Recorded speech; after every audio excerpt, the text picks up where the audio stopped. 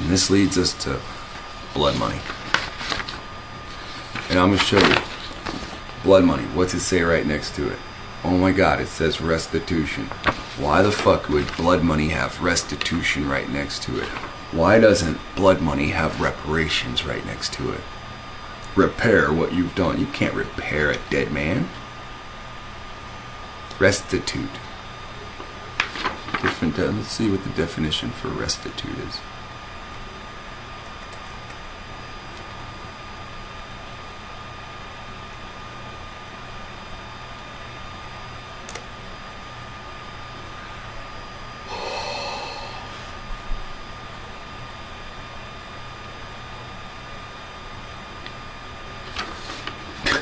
It's a verb, to make restitution.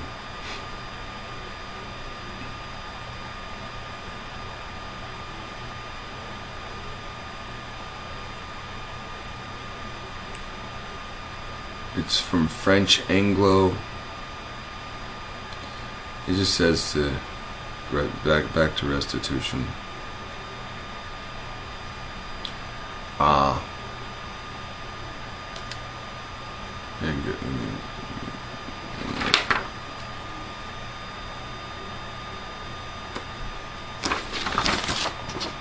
The act of returning something that was stolen to its owner. That's the Merriam-Webster definition. The act of returning something that was stolen from its owner. Now, blood money. Blood money, also called blood wit. W-I-T. One word. Blood wit. Is money or some sort of compensation paid by an offender, usually a murderer, or his or her family group, to the family or kin group of the victim. Why is anybody interested in reparations when restitution and these different forms of restitution make so much more logical sense based on the act that we're chasing? We're chasing rape, murder, and theft. How can we repair something when these people aren't gonna leave? We need to leave. We need to cut ties. So we need wealth to start something new amongst ourselves. And this is the point of forming a council. Now, it says particular examples and uses. Blood money is colloquially, the reward for bringing a criminal to justice. A common meaning in other contexts for blood, for the money penalty paid by a murderer to the kinfolk of the victim. These fines completely protect the offender or the kinsfolk thereof from vengeance of injury of family. I kill your son. You go, you killed my son. I want restitution, blood money. I pay you. Blood money is usually 1,050,000. It's 1,050,000. Okay? It's not 1.5 million. It's 1,050,000. Right? So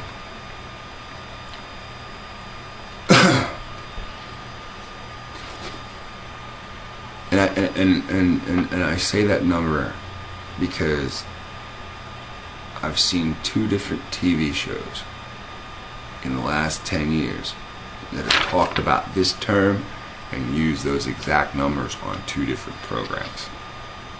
And they know a lot more about the world than I know, because I'm just here in lowly old Ohio. Okay, so it says these fines completely protect. So I kill your son. You're mad. but I can pay restitution to you. So when I pay this restitution, that means that your brother, the boy's uncle, cannot come and try to seek vengeance. That means your wife, she disagrees with the payment, she cannot come and kill me, or my family is going, that a blood money stops the escalation of violence between two families or two races. Now,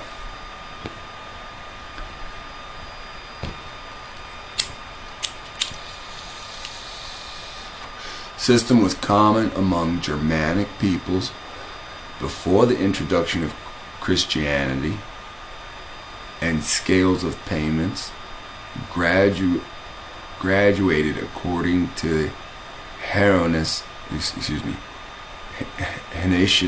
of the crime, was fixed by laws which further settled who could exact the blood money and who were entitled to share it. Homicide was not the only crime thus expiable. Blood money could be exacted for all crimes of violence. Some acts, such as killing someone in a church or while asleep or within the precincts of royal palace, were botless and the death penalty was inflicted.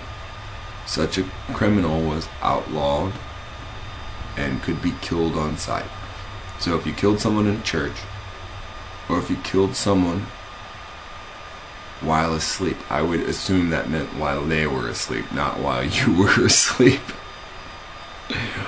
or within the precincts of a royal palace. Those are called botless. B-O-T-L-E-S-S. So those places of murder, you could not enact. The penalty was death. You couldn't enact blood money. You could not have the murderer pay you that the murderer stay alive. They must be killed if those things happen. Okay, it says in Islam, that in Islamic terms, qisas can in some cases result in blood money being paid out to the family of victims. The amount varies from country to country, from case to case. In Japan, the Japanese culture, it is common to give blood money or mimayakin to the victim's family. Ooh, this is interesting. It's mimai, M-I-M-A-I, and then kin, but it's all one word, mimayakin. But you can see the word kin in there, so it's weird, right? Kinfolk, yeah, it's weird. Language. All language connected, huh?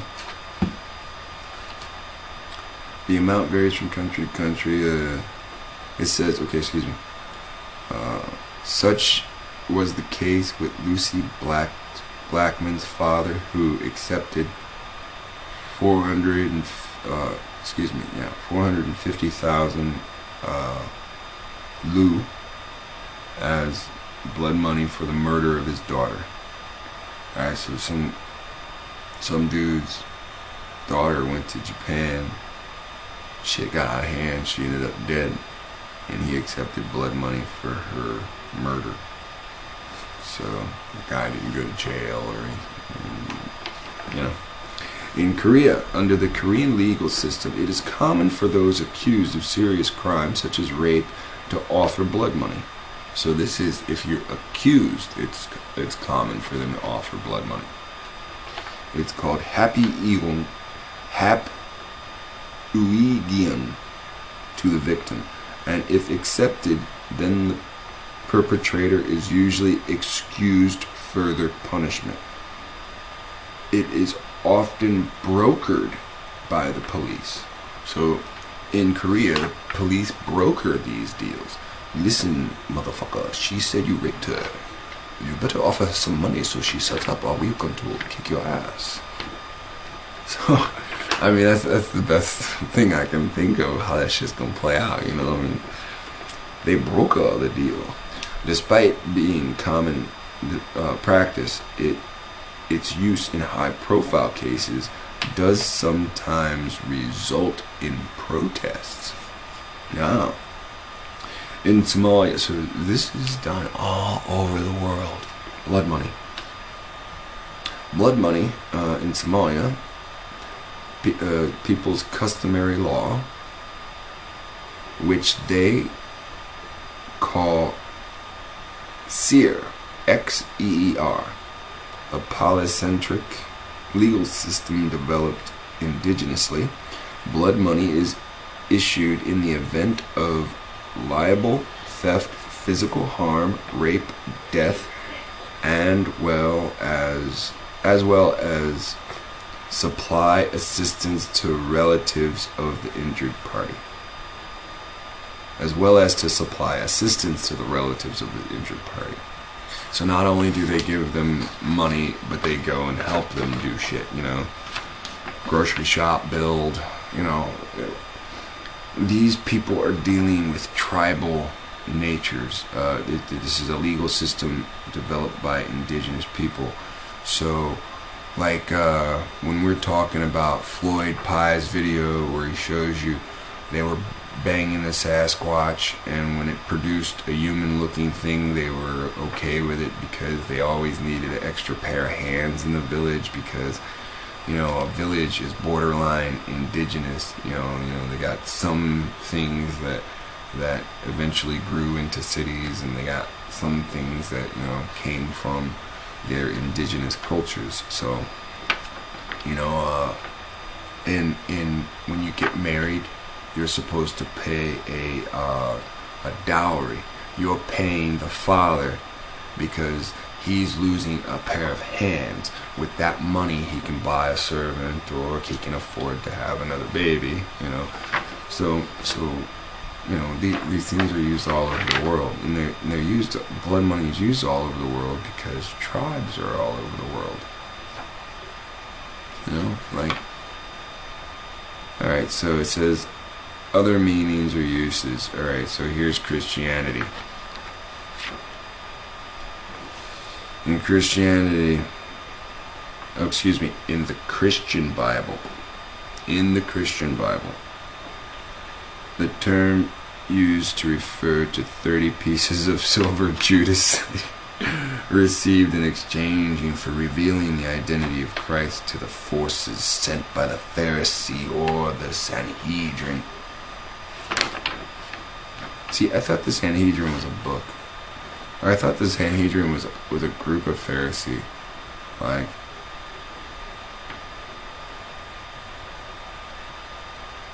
this shit is so stupid. After the crucifixion, Judas returns the payment. Ah, man. It almost spoils it. Almost. But it just doesn't. It says in shipping. Okay, so other meanings or uses, and it's either in Christianity or in shipping. Shanghaiing is the practice of forced conscription of sailors. Boarding masters whose job it was to find crews for ships were paid by the body and thus had a strong incentive to place as many seamen on a ship as possible. This pay was called blood money. Alright. So there's other things. It says also see Anglo-Saxon law, also see blood feud, also see blood law, also see blood libel.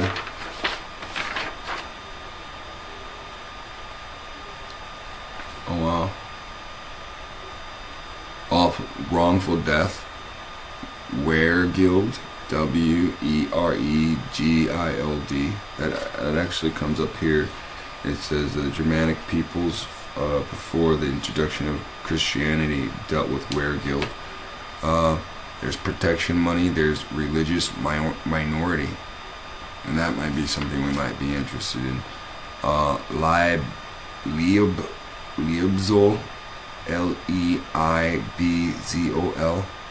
Again, if you don't have this up on screen and you're just watching me read, you just you're kind of wasting the time. I've told you many times, when you read these things, it changes you. It burns it into your memory.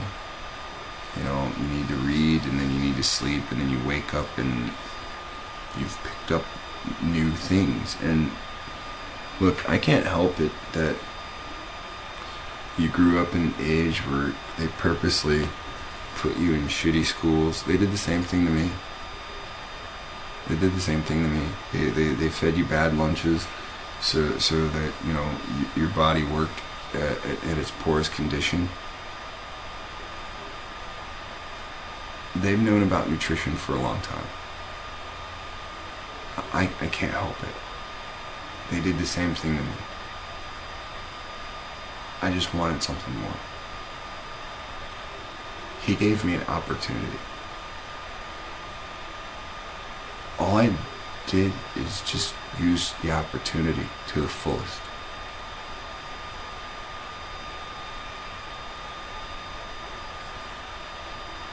You can hear me because he gave me an opportunity. If you think he's not listening to you, you're wrong. He's giving you the same opportunity he's giving me. The same opportunity he's giving to everyone. He called everyone. And everyone's saying no.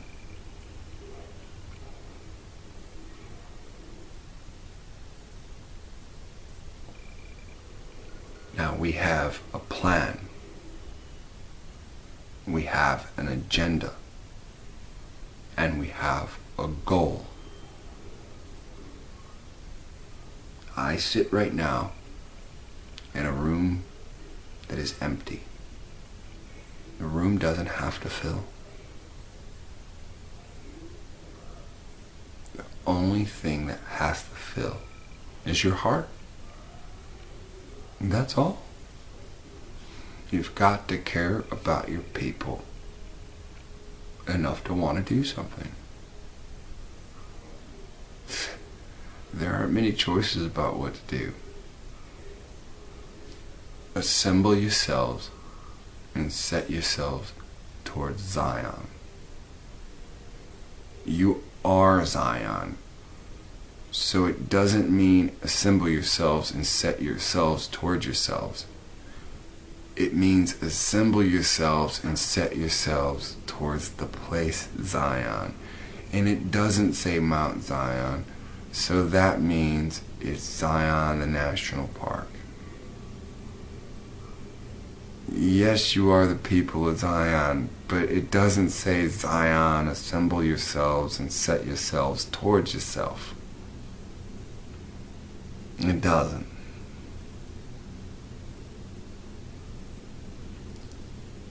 You've got to want to rise.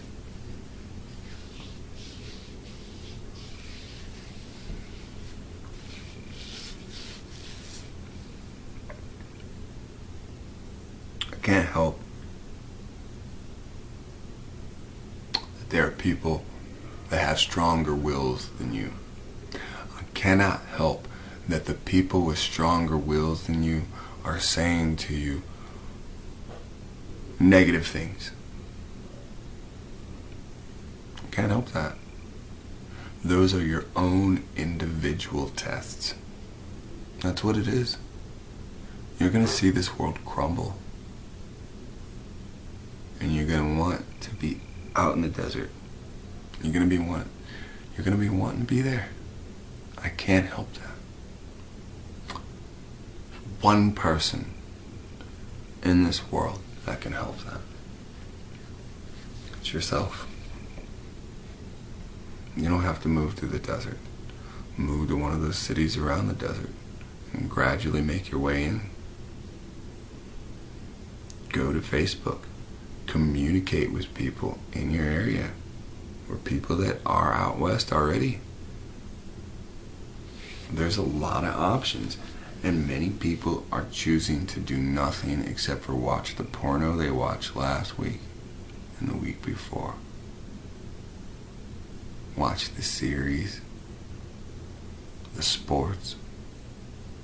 They just keep choosing to be entertained. How much stimulation is enough? How much is enough? On, and nothing has changed. The only thing that's changing is the earth. The promises that were said that before the end comes, these things will happen. You've got war and rumors of war. You've got creatures coming out of their haunts. You got animal die-offs. That's your food. I'll tell you one of the best prophecies ever. The musicians won't be playing anymore. There ain't that many bands anymore. Most music is now electronic. And that's how you know. That's how you know. Me and my wife driving down the road. Driving down the road. One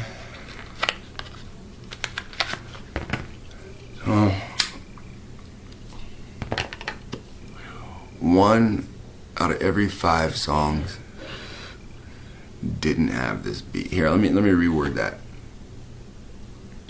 4 out of 5 songs had.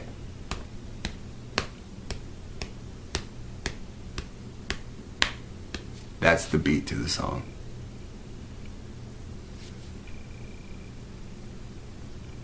Five songs play in a row.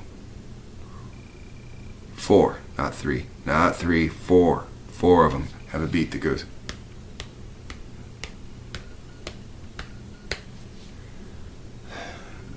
That's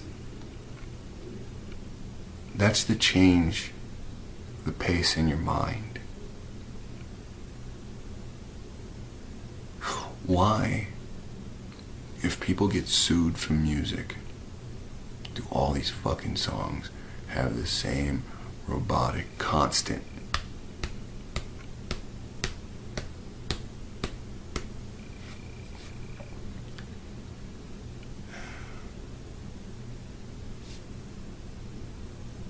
They say you play the wrong music to the right person and you can change how they view things.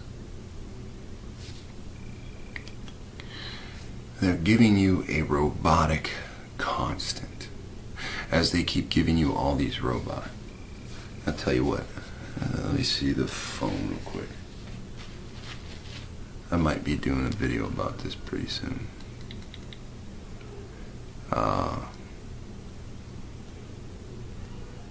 Tell you what, my wife sent me this months ago. This sent me about two months ago. And I've been holding on to this for a while.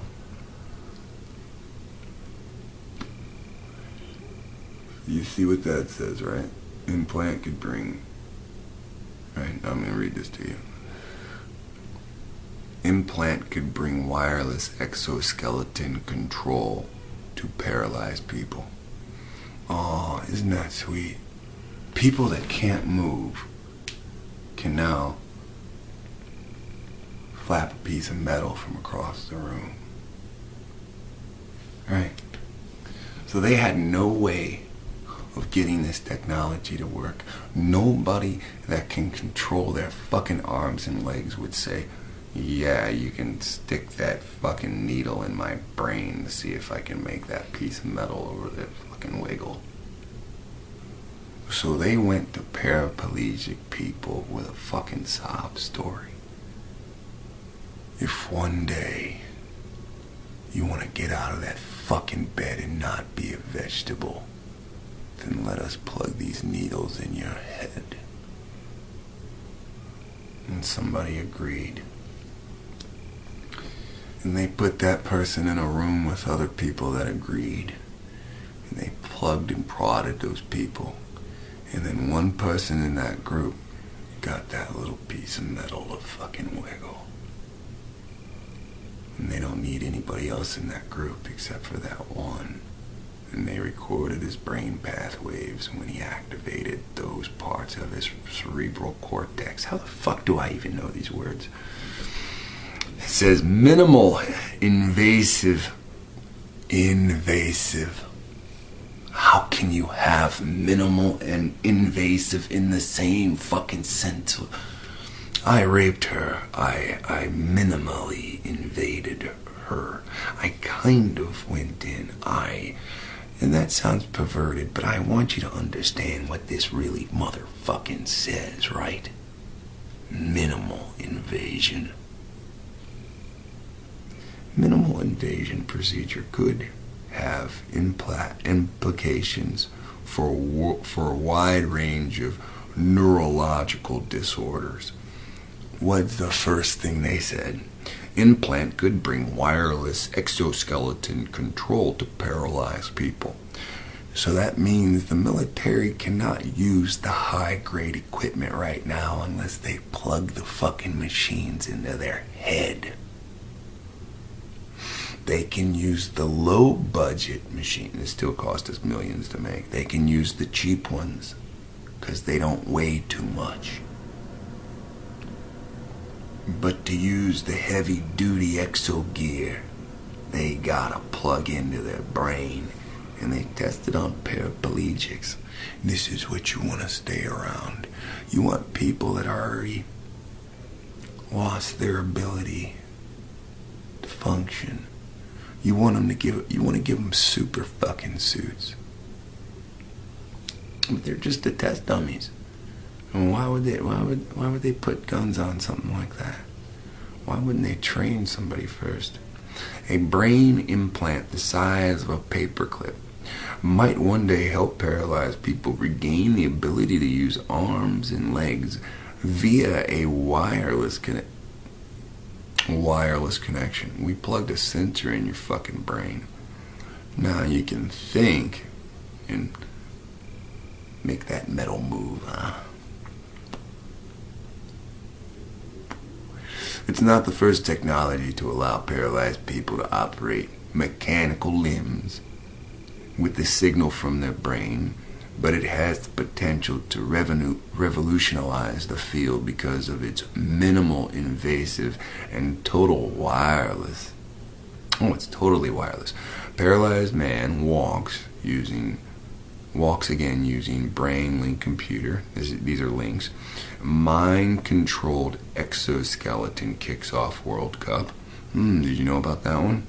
See, the only thing we're up to fucking date on is where Moses is.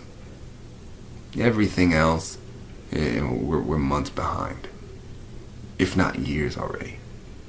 They found Egyptian shit in the Grand Canyon in Arizona in fucking 1909. It's 100 years later. It's over 100 years later. We're just now starting to talk about it. Come on, you're minimized just like I am. You're pushed aside, marginalized. Why? So they can make fucking robot kung fu people to fuck with you, right? That's what they did in what? Mortal Kombat?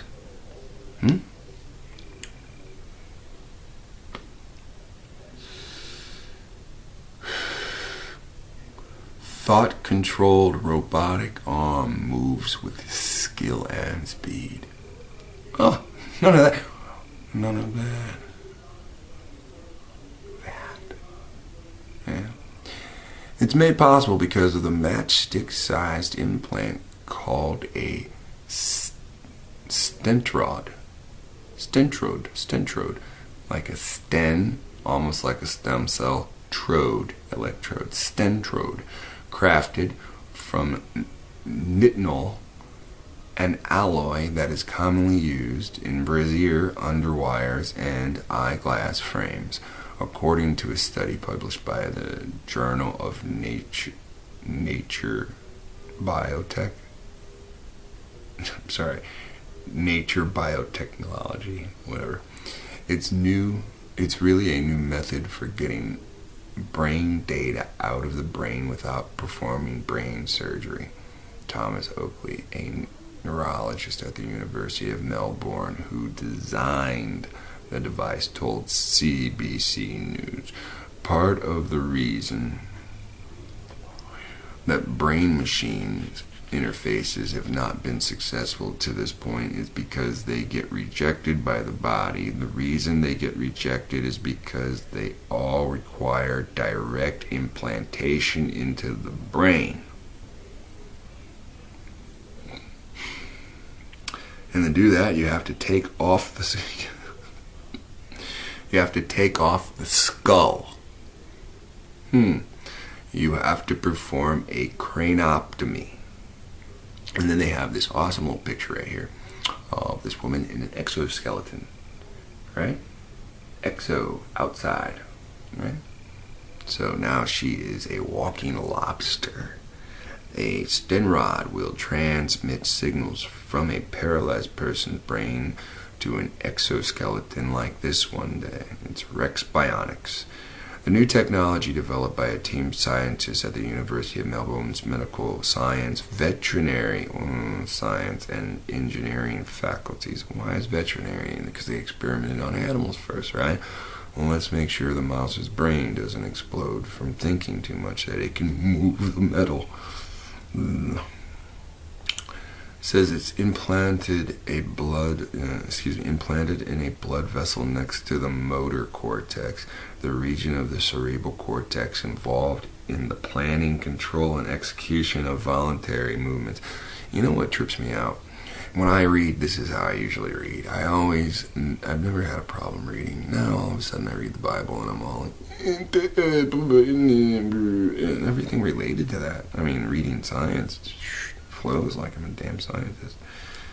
Anyway, execution of voluntary movements. The stenorod eliminates the need for complex surgery. The researchers were inspired by advancements in cardiac medicine that allows pacemakers to be inserted via blood vessels rather than through the open heart surgery. We had the same idea. You go through the arteries or through the blood vessel up into the brain, choose the part of the brain that you want, and then deposit the electrodes inside the blood vessels right next to the brain, but never actually into the brain. Once the implant safely nestled near the motor cortex, it will theoretically,